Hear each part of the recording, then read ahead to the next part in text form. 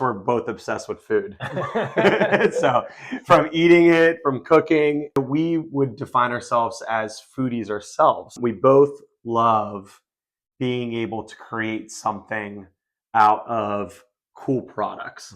And so seeing how there was such a hard to find curated gifts for foodies, for those that were obsessed about food.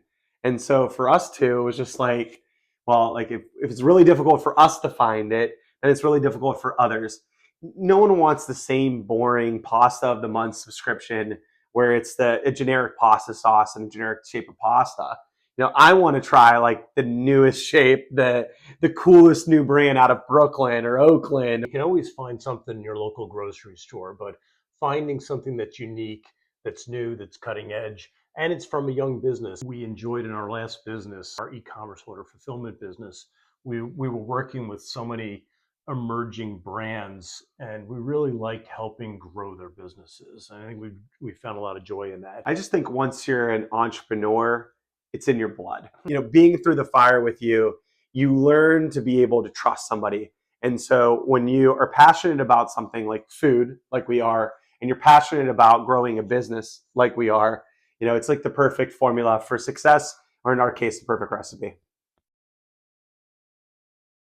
I think what makes Foodie Box Love a unique gift is our ability to discover unique artisan vendors. We are so obsessive about how people make their products because it's important to us as food lovers. We want to know what we're putting in our bodies, and we want to make sure A, it tastes great, and then B, it's also healthy for you too. And so we're looking always for those unique brands that are all over. And I think our ability to be able to discover food through our old businesses of myself being a butcher and you growing up in the deli business and us doing perishable shipping solutions, which shipped for hundreds of artisan small brands. That experience has led us to be those explorers, those foodie finders, so that we can develop unique experiences for people. We offer flexibility in our subscriptions. So whether it's 1 month, 3 months, 6 months, or 12 months, it's a defined period for a subscription. And it really caters to the price point of someone that's doing the gifting, whether it's a larger gift or a smaller gift. For me, one of the things I love cooking for our family, especially when the weather starts to turn cold, is good French onion soup. For our family, it brings us back to a ski trip up in Vermont on a cold evening after being exhausted skiing all day long. It's like a hug. And making that at home and just, the joy in cooking in the kitchen and sharing it with the family. I think one thing we both share is our love for cooking with our families. I enjoy being able to make a meal that's somewhat unexpected, with my kids, with my partner. We want to be able to find flavors that are unexpected for our family so that we can share a memorable moment.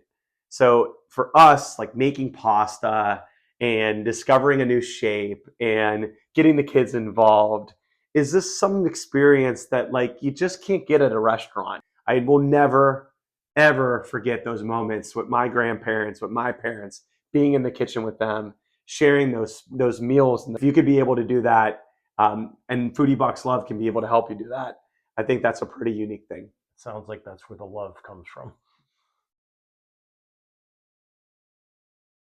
If I could only eat one type of cuisine for the rest of my life, I'd probably be in trouble. I don't know if you can pigeonhole me into one thing.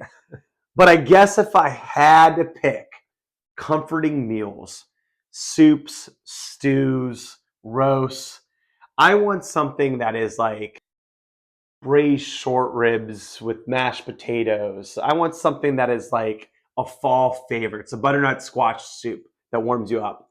So I guess the type of food that I want is something that is going to warm your soul. For me, I love a good stir fry Asian food, but I guess I use the word fusion. I like to mix and match my cuisines. And so for me, eating healthy, whether it's a stir fry, something over pasta, something over rice, a chicken dish, and then whatever vegetables might happen to be in the refrigerator, But the fun part is finding a different sauce that doesn't necessarily go with a classic Asian, and finding just a new flavor profile and taking my standard stir fry, but then mixing it together. I can eat that every night. That's a simple one. New York City chocolate babka. Like there's just something about like something that connects you to your childhood when it comes to your favorite gift. The favorite food gift I ever got is my grandma would make homemade clothespin cookies, and her secret was using a little bit of marshmallow cream Mm. to make it just a little sweeter. And one time, all the family got there, and I had just gotten home from a long day at work, and she saved me my own dozen clothespin cookies. And I can still remember taking them out. She put them in the freezer so they were nice and cold for me. I just remember that first bite, knowing those were mine. Not any of my brothers, not my sister, not my cousins, not my grandpa's. Those were my clothespin cookies. And it just, I'll never forget that gift. So, growing up in a half Italian, half Slovak household, we had a lot of childhood traditions that were about food. But my favorite, I think, is the Italian tradition of making all the fishes on Christmas Eve. Early on Christmas Eve morning, we're over my grandma and grandpa's house. We are frying up fish outside, no matter how cold or how hot it is. It's been like -10 degrees, doesn't matter. You're frying fish out in the garage. You're doing all the different schmelts, the bacala, the cod, the shrimp, and having a blast, playing Italian music, drinking a couple beer Moretti's, and my grandparents dancing, and all of us cousins just throwing the football around and laughing and dancing and getting ready for the big holiday meal. Family, I think, is a common theme.